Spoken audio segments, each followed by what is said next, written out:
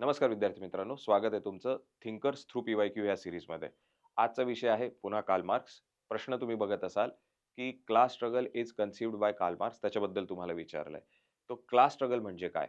Karl Marx म्हणतो, जो काही इतिहास आपण बघतोय हा इतिहास क्लास स्ट्रगलचाच इतिहास आहे, वर्ग संघर्षाचाच इतिहास आहे.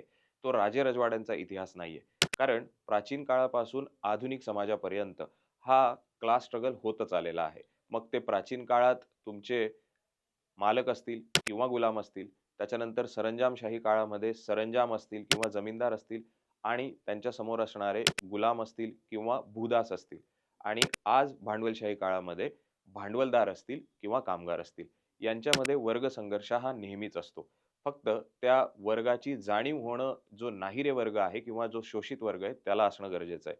एकदा या आहेरे वर्गाद्वारे जर नाहिरे वर्गाला ह्या वर्गाची जाणीव निर्माण झाली, की मग वर्ग संघर्षाची ठिणगी पेटते आणि ह्या वर्ग संघर्षातून रक्तरंजित क्रांती सुद्धा होत असते आणि ह्या रक्तरंजित क्रांतीतूनच सामाजिक बदल घडत असतो. तो असेच हे प्राचीन काळापासून भांडवलशाही समाजापर्यंत हे बदल घडत गेले आहेत, असं कार्ल मार्क्सचं म्हणणं आहे. म्हणून कार्ल मार्क्स म्हणतो की इतिहास हा राजे रजवाड्यांचा इतिहास नसून हा वर्ग संघर्षाचा इतिहास आहे. तुम्ही पण आपल्या आजूबाजूच्या समाजात आज वर्ग संघर्ष बघतायत का? तर ते कोणते आहेरे वर्ग आहे आणि कोणते नाहिरे वर्ग आहे ते मला कमेंटमध्ये नक्की सांगा.